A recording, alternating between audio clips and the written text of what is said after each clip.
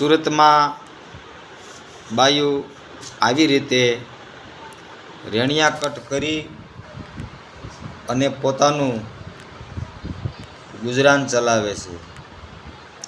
ભરતની વચ્ચે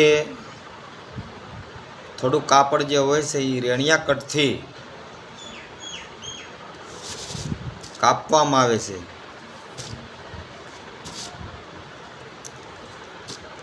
આ રેણિયું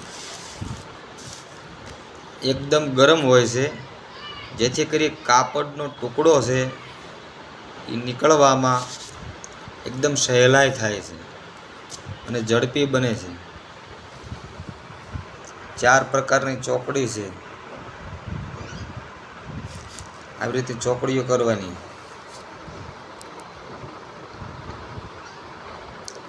બહુ સરસ કામ થઈ રહ્યું છે, એકદમ ડિઝાઇન વાળો. જો આ બહુ સરસ કામ છે.